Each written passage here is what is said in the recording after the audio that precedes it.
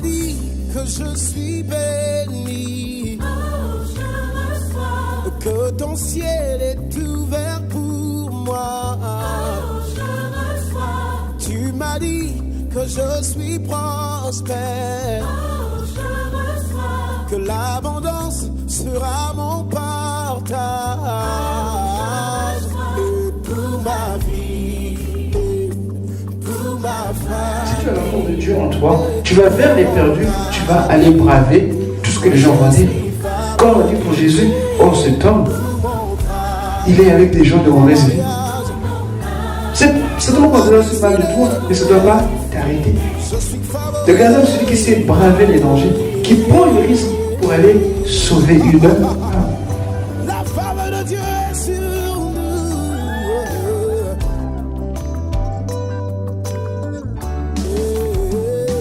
Tu m'as dit que je suis là. C'est ce que Dieu nous dit. Il est important d'être sensible à l'Esprit de Dieu. Alléluia. Amen. Résiste au péché, mais ne résiste pas à Dieu. Alléluia. Amen. Résistez au diable, la parole le déclare, et il fuira loin de vous. Mais on ne résiste pas à Dieu. Si le Seigneur te met à cœur de fléchir le genou, fléchis le genou. Si Dieu te met à cœur de t'allonger pour l'adorer, ne te pose pas de questions. Si je m'allonge et que j'adore, qu'est-ce que les gens penseraient? Ah, mon costume n'a peut-être coûté trop cher. Non, bien-aimé. Mon costume n'est rien de ce que Dieu donne. Amen. Alléluia. Amen. Oh, ce que je peux porter n'est égal à rien de ce que Dieu peut t'accorder. Alléluia. J'ai vu des gens ne voulant pas fléchir le genou. Regardaient leur beau pantalon, mais regardaient, ils prenaient un panier. Cherche à mettre un panier à fléchir le genou. Je disais à chaque fois, oh Seigneur. Et quand l'Esprit de Dieu les a pris, ils ont fléchi le genou. Alléluia. Amen. On ne résiste pas à Dieu. Alléluia. Amen. Et quand Dieu te met à cœur de prier, même quand c'est du monde, tu pries. Alléluia. Amen. Même quand tu as une foule. Mais toi, apprends à te distinguer dans la foule. Que tu ne sois pas semblable à la foule. Amen. Alléluia. Amen. Mais que tu sois unique dans la foule. Alléluia. Amen. J'ai toujours pris l'exemple. Oh, je n'aime pas trop parler de mes choses personnelles, mais c'est des témoignages. J'ai toujours pris exemple dans mon travail. Ah, Dieu sait. Non, mais le diable est rusé, bien aimé. Alléluia. Parce qu'il t'arrange les conditions. Il te met les conditions qu'il faut. Il met toutes les conditions qu'il faut. Croyons que c'est ça la vie. Mais or, qu'au fond, ce n'est pas la vie. Alléluia. Dans mon travail, on a un répertoire, mais oh, qui est tellement trop beau. Qui est tellement trop beau, des fois. Tu as envie d'aller t'asseoir et manger. Je dis, non, mais moi, c'est j'irai manger là-bas. C'est tellement trop bien. Tu as tout ce qu'il faut. Des micro-ondes, tu as ceci, des frigos, des yaourts au frais, à disposition. Ouf. Tellement trop bien. Et des fois, quand tu regardes, tu te dis, oh, tiens, je suis un jeune, je veux me goûter un tout petit peu, quoi. Tellement que c'est attirant. Et parfois, quand c'est comme ça, à midi, on amène des plats. Enfin, ils apportent des plats. Donc, il y a plein de choses, en fait, qui sont mises à table. Et les Alain, tu ne manges pas. Et je mangerai plus tard. Je mangerai plus tard. Mais vous savez, tout ce qui était présenté n'est pas forcément ce qui est utile. Alléluia. Amen. Tout est permis, mais tout n'est pas utile. Et j'aimerais simplement interpréter aux enfants de Dieu de savoir distinguer ce qui est utile et agréable pour Dieu. Alléluia. Amen. Sachant distinguer ce qui est utile et agréable pour Dieu. Le thème de ce matin, Saint-Esprit de Dieu aussi, il nous emmène des fois autrement. Tu prévois autre chose, il nous emmène autre chose. Il te conduit autrement. Alléluia. Je regarde le temps, il est déjà avancé. Est-ce que quelqu'un veut regarder le temps maintenant ou bien non? Je demande déjà. Est-ce que quelqu'un voudrait regarder le temps ou non? Non. Ah. Il n'y a qu'une seule fois. Est-ce que quelqu'un voudrait le temps ou non? Soyons sincères. Soyons sincères. Est-ce que tu veux regarder le temps ou non? Bon. C'est bien. Une bonne question. On regarde avec le Saint-Esprit. On le regarde avec le Saint-Esprit. Ah, c'est bien dit. Que Dieu vous bénisse vraiment. Que Dieu vous bénisse. Le thème que nous avons ce matin, c'est prendre position. Alléluia. Alléluia. Prendre position. Ah. Et la question que je me posais ce matin est de savoir quelle est ta position. Quelle est ta position? Et pour cela, on ne va pas tarder, on va lire dans 2 Chroniques 20, 13 à 19. On nous parle de Josaphat, le roi Josaphat.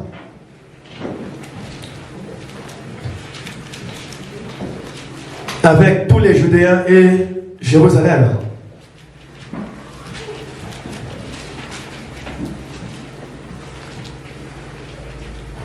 Vous savez,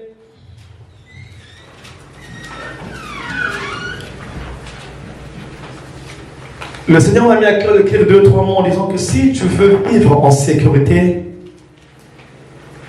ménage-toi à la guerre.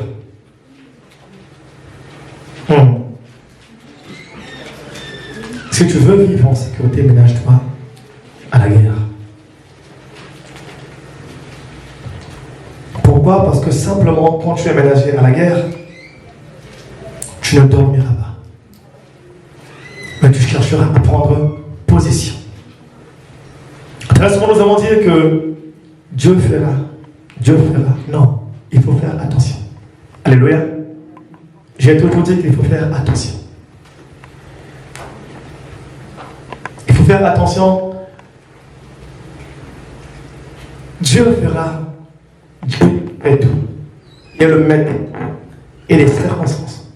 Mais il y a une part de la responsabilité qui te revient. Alléluia. À chaque enfant de Dieu, à chaque chrétien que nous sommes, tu as une part de responsabilité qui te revient. Et trop souvent, nous sommes nombreux à fuir cette part de responsabilité.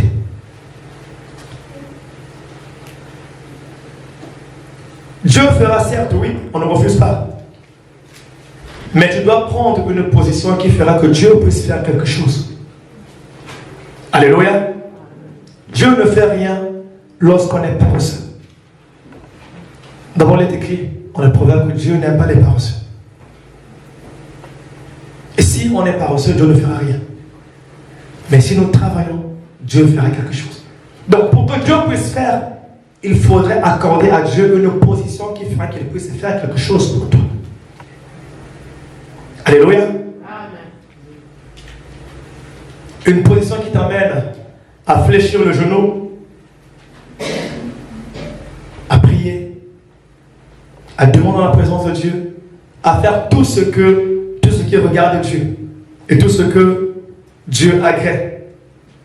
Et là, tu pourras faire des déclarations dans le nom du Seigneur Jésus-Christ. Alléluia. Amen. Et dans le secret de ce que nous ne connaissons pas, il y a beaucoup de choses qui sont faites. Il y a l'adversaire, il y a l'ennemi qui joue ou qui fait des complots. Des complots pour que tu puisses souffrir. Des complots pour que tu puisses pleurer. Des complots pour que tu puisses être dans le désarroi. Des complots pour que tu puisses abandonner la marche avec Dieu. Il fait tout pour t'empêcher d'aller de l'avant. Mais le diable va tout faire pour t'empêcher d'aller de l'avant. L'ennemi va tout faire pour t'empêcher d'aller de l'avant. Lorsqu'il va constater que tu commences à être un peu plus bouillant, que le feu est en train de monter au fur et à mesure, il viendra chercher à mettre quelque chose qui va te décourager, quelque chose pour te décourager, quelque chose pour t'alourdir, t'apesantir, quelque chose pour te retrécir, pour te ramener encore à l'échelle. Ou donc te ramener encore dans le passé. Alléluia. Amen. Mais Christ demande de te fortifier. Amen. Et dans cela, j'ai énuméré particulièrement 3 ou 4 choses par là avec le roi Josias. Lorsqu'il était attaqué, il était attaqué par les Ammonites.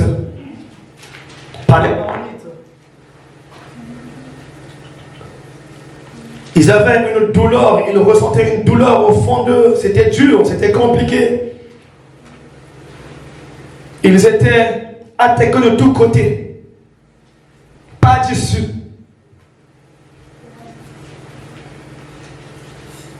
Et ce qu'ils ont fait, c'est quoi? Ils ont fléchi le genou. Ils ont regardé à Dieu. On va le lire dans 2 Chroniques 20, 13 à 19. Le verset 13 dit: tous les Judéens se tenaient debout devant l'Éternel, y compris leurs jeunes enfants, leurs femmes et leurs fils. C'est ce que j'ai aimé premièrement. Tous les Judéens se tenaient debout. Alléluia. Devant l'Éternel. Pas seulement les hommes, mais y compris leurs jeunes enfants, leurs femmes et leurs fils. Donc toute leur famille se tenait debout en la présence de Dieu. Et avec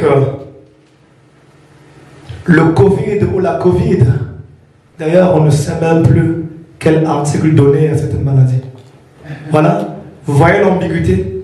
C'est confus, hein? Alléluia! C'est confus. On ne sait même pas. Le Covid, la Covid, ils n'ont pas d'article. Une maladie sans article stable. Voilà. Qui arrive comme ça? Mais qui arrive comme ça? Oui. Bien sûr avec un but, ça je le dis. Avec un but pour apaisantir les enfants de Dieu. Alourdir les enfants de Dieu. Alléluia. Amen. Pour casser l'élan de nos jeunes enfants. Une fois, je priais, le Seigneur m'a mis à cœur à faire comprendre cette chose. Et il me tient. Je ne voyais pas la maladie en elle-même, ou tout ce qui se passait, mais je voyais la génération qui viendra après nous. Alléluia. Nos enfants et leurs enfants. Je dis, mais tiens, Seigneur, mais si nos enfants ne vont plus à l'église, nous les grands, nous venons à l'église avec des masques. Mais si les enfants ne viennent plus à l'église, n'est-ce pas là une génération perdue que l'on prépare? Ça, c'est les ruses du diable. Alléluia. C'est les ruses du diable. Et c'est ce que le diable aime. C'est ce que le diable veut.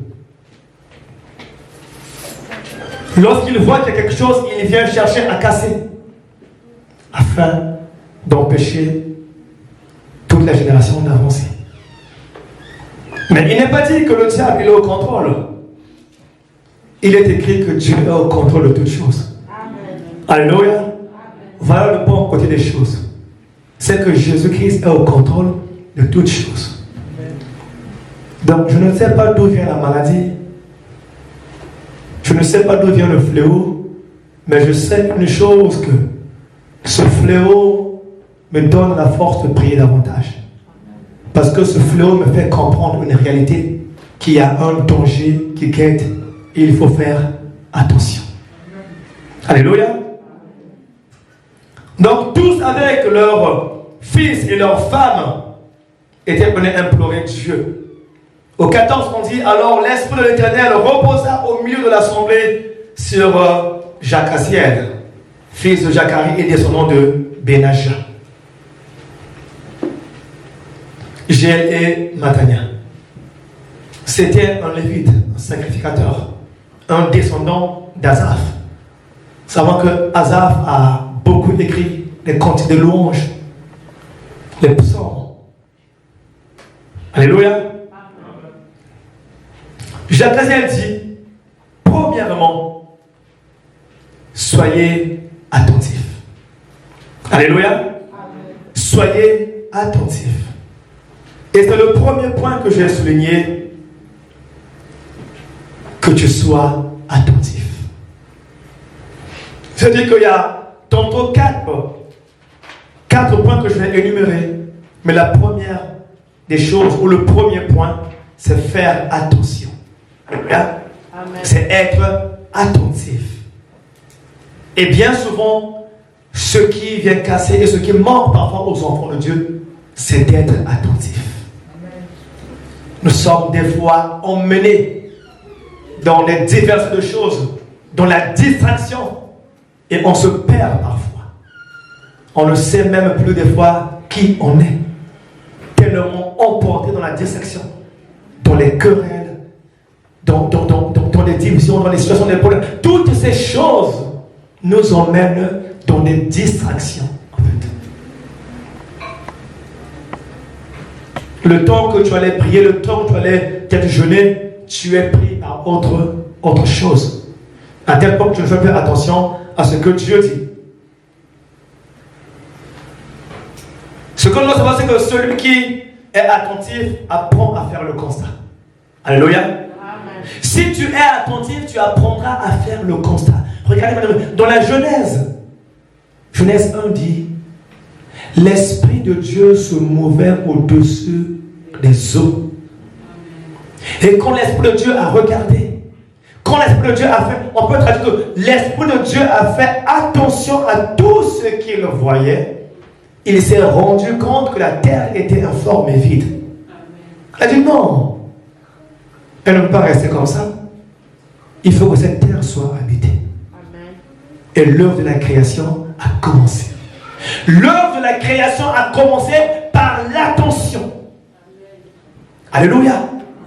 Toute œuvre commence par l'attention. Toute victoire commence par l'attention. Si tu veux obtenir une victoire, avoir une victoire, il faut premièrement commencer à être attentif. Parce que celui qui est attentif fait le constat. Celui qui est attentif constate. Il dit non, mais moi ça ne va pas. Il y a quelque chose qui ne va pas. J'ai le même problème qui revient chaque année. Ce n'est pas de Dieu et ce n'est pas normal. J'ai une situation récurrente chaque année. Ce n'est pas normal. Pourquoi à la même époque il faut que le même problème revienne? Ce n'est pas normal.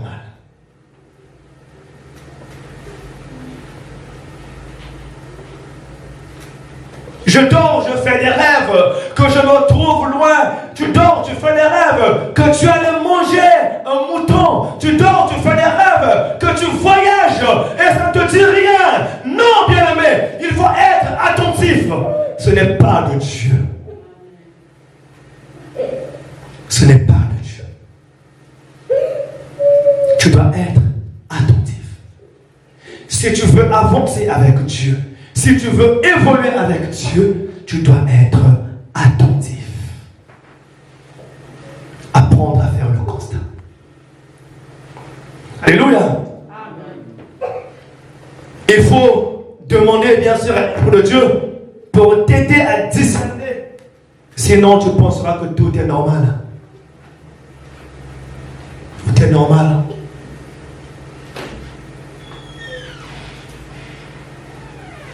Les enfants crient dans la nuit quand ils dorment. Au fond, je ne sais comment. Non, sois attentif. Demande-toi, il y a quelque chose qui ne va pas. Alléluia. Bien-aimés, dans la maison, vous savez, Dieu veille surtout. Mais à chaque fois, je tourne toujours. Allez voir si quelqu'un qui a un enfant ou comment, où ça ne va pas. Et quand c'est comme ça, tu commences à prendre autorité. Tu commences à prendre position. Alléluia. Amen. Et il peut aussi arriver dans les milieux où nous travaillons, où nous exerçons nos activités, que quelque chose n'aille pas. Mais comment tu comprendras que cela ne va pas, que ça ne va pas, si tu n'es pas attentif? Et pour être attentif également, ça demande l'espérance en Christ. Alléluia. Amen. Il faut avoir le Saint-Esprit de Dieu qui te révèle certaines choses. Et c'est très important. Soyez attentifs, vous tous, Judéens et habitants de Jérusalem, et toi, roi Josaphat, voici ce que vous dit l'Éternel. Alléluia. Amen. Dieu ne peut pas te dire quelque chose si tu n'es pas attentif. Et c'est le prophète Zacharie, quand il parle, premièrement, il dit soyez attentifs. D'être attentifs. Et par la suite, il dit voici ce que dit l'Éternel. Alléluia. Amen. Alléluia. Amen. Et on ne peut pas être attentif sans une vie de prière ou sans s'attacher à Dieu. Alléluia. Amen. Tout cela va ensemble.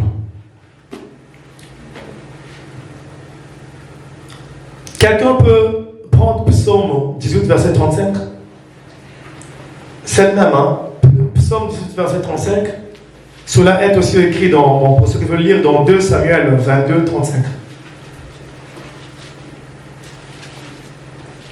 Psaume 18, verset 35. C'est un verset biblique que j'aime bien. Alléluia. Parce que le combat, il est perpétuel, bien-aimé. Mais il faut être attentif, savoir distinguer quel est ce moment. Quand tu commences à constater des choses à répétition, cela veut dire qu'il y a un combat qui se prépare, qui est déjà livré, qui est déjà entamé même. Parce que lorsque tu verras, si l'Esprit de Dieu ne te révèle pas, il n'y a que le Saint-Esprit de Dieu qui est capable de te révéler, d'anticiper le combat. Parce que Dieu, il est capable de te révéler ce que l'ennemi projette. Alléluia. Amen. Ce qu'il veut le faire, Dieu te le révèle. Mais si tu n'es pas attentif, si tu n'es pas en présence de Dieu, tu seras surpris. Tu seras surpris et quand tu prendras conscience, le combat aura déjà avancé. Le diable aura déjà marqué 6 points. Pendant que toi tu es encore à 0 point. Alléluia. Amen. Oui. L'ennemi aura déjà marqué 6 points pendant que toi tu es à 0 point. Il y a des gens qui sont retrouvés dans un travail, il n'a pas fait attention, il est licencié. Il n'y a plus de train, il n'y a plus de... Non, mais parce qu'on n'a pas été attentif. Lorsqu'on est attentif, Dieu nous avertit. Alléluia. Dieu te l'avise d'une façon ou d'une autre. Il est Dieu. Quand quelque chose veut arriver, quand quelque chose veut arriver, quand tu es attentif, il va t'aviser. Par un moyen, par quelqu'un, par n'importe, il va t'aviser. Et tu seras déjà au courant. Tu comprendras que non, il y a un combat qui se prépare. Il faut que je commence déjà à prendre position. Alléluia. Il faut que je commence à prendre position. Mais on ne peut que prendre position dans la prière. Alléluia. Dans la prière, bien-aimé. C'est pas en parlant simplement. Donc, Psaume 18, 35. Psaume 18, 35. Il exerce mes mains au combat et mes bras. Alléluia. Amen. C'est que le combat est là. D'un moment à un autre, l'ennemi peut attaquer. Tu ne connais pas ce qu'il comprend dans le secret. Tu ne sais pas ce qu'il veut faire. Tu ne connais pas ce qu'il veut. Si ce n'est pas Dieu qui te révèle ce que l'ennemi veut faire, tu ne verras pas.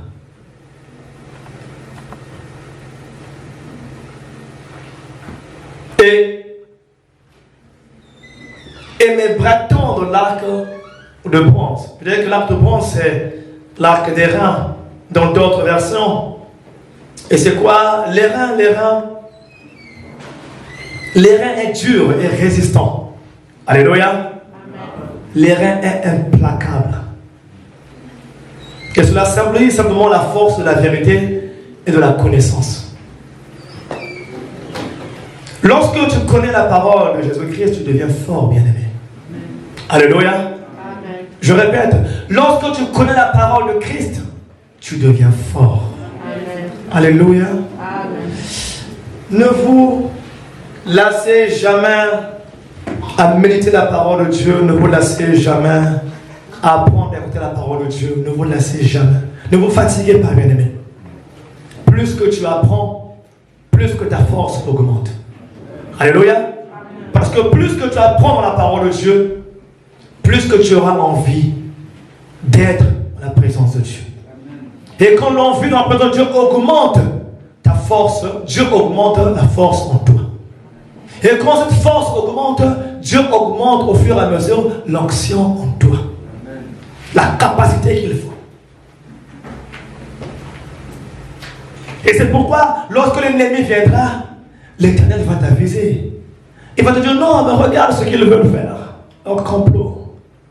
Prends position. Prends quoi? Position. Prends position.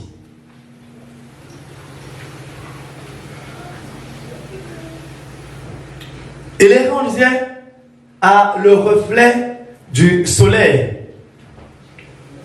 Cela signifie que lorsqu'on apprend la vérité, nos visages s'illuminent.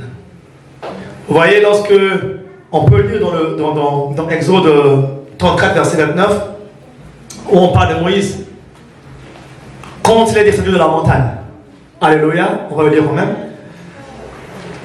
Exode 34, verset 29, qui parle de Moïse quand il est descendu de la montagne, comment son visage s'illuminait, comment son visage frappait, comment son visage rayonnait.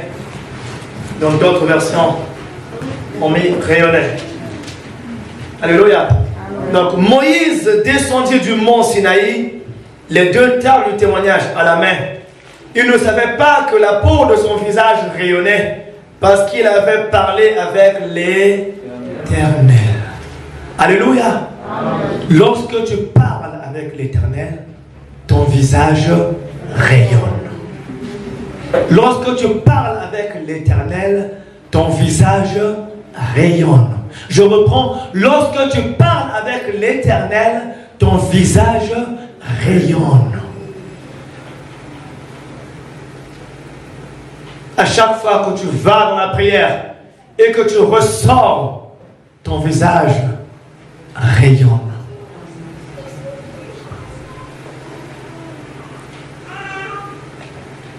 Quelqu'un m'a dit une fois, pendant que tu te déplaçais, je voyais des anges qui t'accompagnaient.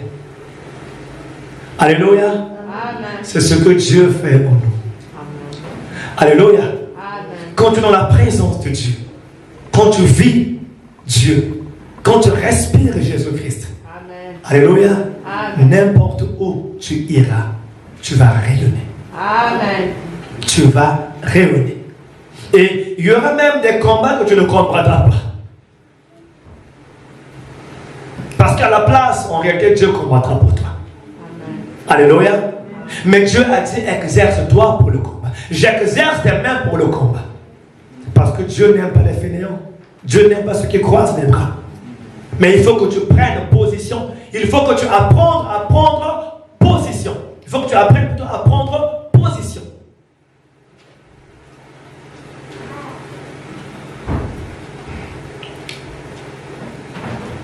Deux, Dieu nous dit une chose. On le voit encore ici. C'est ne pas avoir peur. Au 1, on a parlé que tu sois attentif. Au 2, c'est ne pas avoir peur. Ça peut remporter les combats, les batailles, les victoires. Ne pas avoir peur. Quand on reprend Chronique 20, au verset... donc, je prends le verset 15. Jacaziel dit, soyez attentifs, vous tous Judéens et habitants de Jérusalem, et toi, roi de Josaphat, voici ce que dit l'Éternel. N'ayez pas peur et ne vous laissez pas effrayer devant cette foule nombreuse. Car ce ne sera pas vous qui combattrez, ce sera Dieu. N'est-ce pas merveilleux, bien-aimé?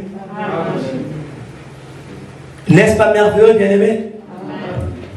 Que c'est Dieu qui combat. Mais il faut que je te lève pour que Dieu combatte. Alléluia. Il faut que je te lève. Il faut que tu prennes une position adéquate. Une position qui agrée l'Éternel. Une position que Dieu aime. Ce n'est pas que je sors de faire des choses horribles et je reviens, ah Seigneur, aide-moi, je prie mon Dieu. Non. Prendre position, c'est se décider aussi dans la vie. Alléluia. Amen. Que je veux marcher avec Dieu.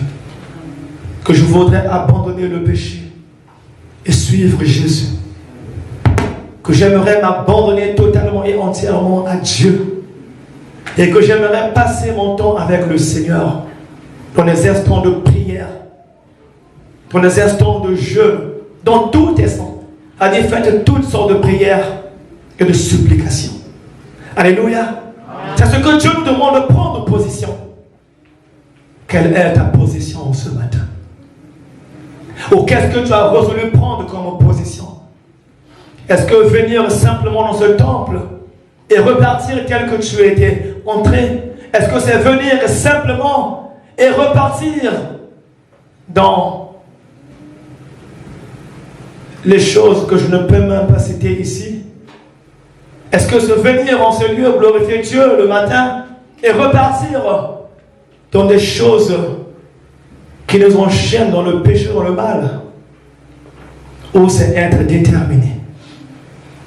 Et j'aimerais exercer quelques ce matin en le disant, sois déterminé. Amen. Sois attentif. Et n'aie pas peur. Dans Marc 4, 40, Jésus dit, puis il leur dit, pourquoi avez-vous peur? Comment n'avez-vous pas de foi? Même Dieu nous reproche de la peur. Les chrétiens, aujourd'hui, vendent des peurs. Je viens prier, je vais à la prière parce que j'ai peur. Lorsqu'on a peur, on commence à courir vers Dieu. On va prier. Parce qu'on a peur. Non, bien-aimé. Ce n'est pas la peur qui doit nous faire prier. Mais nous devons prier, nous devons demander à Dieu parce que c'est ce que Dieu veut et c'est ce que Dieu désire pour nous. Amen. Alléluia. Amen.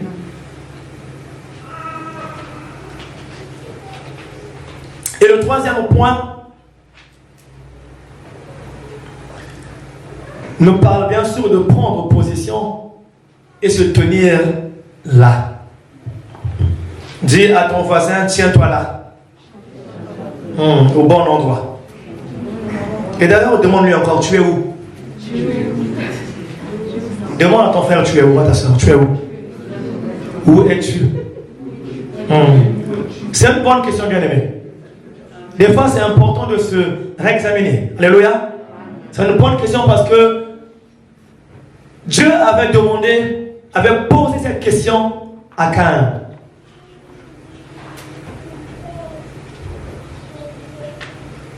Il a posé la question à Caïn, où est ton frère? C'était pas mauvais pourtant. Mais, au père de Caïn, dont je tais le nom que nous connaissons, est-ce que quelqu'un le connaît? Le père de Caïn. Alléluia. Notre ancêtre Adam. Donc, à Adam, Dieu a dit, où es-tu? Alléluia. Où es-tu? Mais parce que là où Dieu voulait que Adam soit, Adam n'était plus molili, fumé. Adam avait disparu du radar de Dieu. Mais Dieu a un radar aussi. GPS sûr. Mais si Adam arrive à disparaître sur le GPS de Dieu, mais c'est grave. Il n'y a pas le réseau. Ah, bon. Le pasteur vient un peu amadouer les choses. Il a dit qu'il n'y a pas de réseau. Ah, il prend pas pour Adam, pasteur. Non, pasteur. Il y avait le réseau, pasteur. Il y avait le réseau. Mais c'était tellement fort.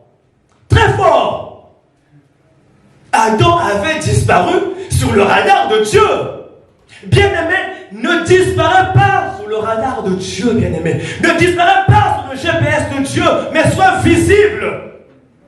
Où es-tu? Dieu veut te voir là, à un endroit. Prends position. Et sois à l'endroit où Dieu veut te voir. Alléluia. Amen. Alléluia. Amen. Sois à l'endroit où Dieu veut te voir. Ou soyons à l'endroit où Dieu veut nous voir. Prends position. Prendre position, c'est une décision. Alléluia. Amen. Unilatérale et unidirectionnelle. Il n'y a pas deux directions, bien aimé. Une seule direction. Alléluia. Amen. Et cette direction, c'est vers Christ. Et non jamais le sens inverse. Adam avait disparu sur le radar de Dieu. Dieu regarde son GPS et dit, mais comment là? Mais le petit a disparu, mais il est où? Je ne le vois plus. Mais Adam, mais où es-tu? Tu es où? Je ne te vois plus. Je ne te vois plus. Mais comment Dieu qui est grand n'arrivait plus à voir Adam? Mais c'est parce que Adam était sombre dans le péché. Adam avait c'est-à-dire qu'il est passé de l'autre côté, du mauvais côté. Et quand Dieu cherchait Adam, il ne le voyait plus parce que, bien aimé, le péché fait une ombre. Le péché, c'est un grand nuage de ténèbres. Et quand on est dans le péché, Dieu ne nous voit plus. Nous nous effaçons. Ce n'est pas Dieu qui nous aime, mais nous nous effaçons du radar de Dieu. Alléluia. Amen. Donc, à chaque fois que tu recules, à chaque fois que tu ne pries pas, tu t'effaces du radar de Dieu.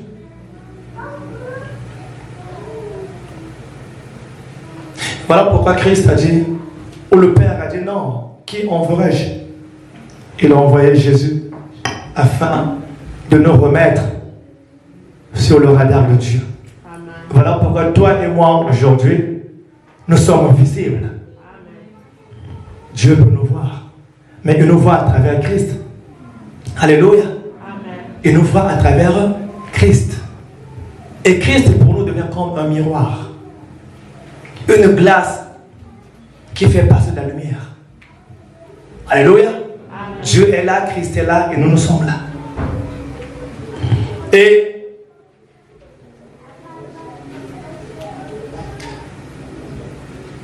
très souvent, nous allons aller là-bas, là où le Seigneur n'a pas envoyé. Mais ce que Dieu veut est que tu puisses rester là où lui il veut. Et dans ce lieu des ponts avec toi. Écoutez, on est presque de finir. Donc juste à la fin, il dit, n'ayez pas peur, demain descendez contre eux, ils vont monter par la colline de Tyr et vous les rencontrerez à l'extrémité de la vallée, en face du désert de Jéruel, donc de Jéruel. Vous n'aurez pas à mener ce combat. Dieu dit, vous n'aurez pas à mener ce combat. Mais il dit, prenez position. Tenez-vous là. Alléluia. Amen. Dieu a dit, ne fouillez pas. Prenez position, tenez-vous là. Les chrétiens, quand tu as des problèmes, tu ne vois plus haut. Alléluia. Disparu du radar. Quand tu mets la loupe, même quand tu appelles le répondeur, ça devient compliqué pour les avoir. Alléluia. Amen. Compliqué pour les avoir. Mais Dieu a dit, quels que soient les temps, quelle que soit la circonstance, tu dois prendre position. Et tu dois être là où lui, il veut que tu sois. Là où lui que tu sois. et vous verrez la délivrance que l'Éternel vous accordera. Alléluia. Au verset 18, on dit, Josaphat s'inclina le visage contre terre et tous les Judéens et les habitants de Jérusalem tombèrent devant l'Éternel pour l'adorer. Alléluia. Et tous tombèrent pour l'adorer. Mais regardez ce qui se passe. Ce qui est important, ce qui est précieux ici dans ce texte, dans la parole de Dieu est merveilleuse. Alléluia. Amen. Ce que j'ai retenu ici, le combat n'avait pas encore eu lieu, mais ils ont commencé à adorer Dieu. Amen. Alléluia. Amen. Le combat n'avait pas encore eu lieu, mais ils ont commencé à adorer Dieu. Et très souvent, la chose que je reproche parfois aux chrétiens, c'est qu'ils veulent que Dieu fasse d'abord pour l'adorer. C'est que nous voulons que Dieu fasse d'abord pour l'adorer. Il faut que Dieu me bénisse, après j'adorerai l'Éternel. Après je louerai Dieu. Mais ici, les enfants d'Israël, ils ont fléchi leurs genoux et ils ont adoré l'Éternel. Et c'est le lendemain qu'ils sont allés au combat, qu'ils se sont présentés, qu'ils ont pris position là où Dieu leur avait demandé d'être. J'aimerais te dire, en ce début d'après-midi, que même si tu as une situation rude et dure, il y a un secret. Alléluia. Amen. Si tu veux remporter des victoires, il y a un secret. Il y a une stratégie. Dieu nous donne l'intelligence qu'il veut. Et son intelligence, il nous le révèle dans sa parole. Vous savez, quand j'ai une situation qui est dure, ce que je commence à faire, je commence à danser, à glorifier Dieu. Alléluia. Amen. Parce que je sais que je ne pourrai pas de moi-même. Alléluia. Amen. Quand c'est rude, je commence à adorer Dieu, je commence à élever Dieu. Je commence à adorer Dieu, je commence à élever Dieu.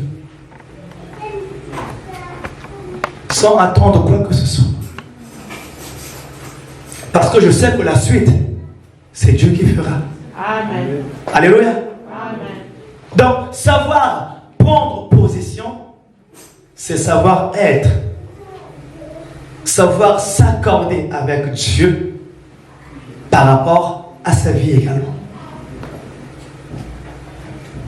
Qu'il ne faut pas attendre que les choses puissent s'empirer. Qu'il ne faut pas attendre que Dieu puisse se faire. Mais il faut adorer l'Éternel premièrement. Amen. Et tout te sera donné par-dessus tout. Amen. Il a dit cherchez d'abord le royaume des cieux et tout te sera donné par-dessus. Amen. Amen. Que Dieu qui accorde la sagesse nous donne encore ce qu'il faut. Que tu sois attentif, que tu n'aies pas peur, que tu prennes position et que tu sois là où Dieu veut que tu sois. Et premièrement, que tu puisses adorer Dieu avant tout combat. Amen. Que Dieu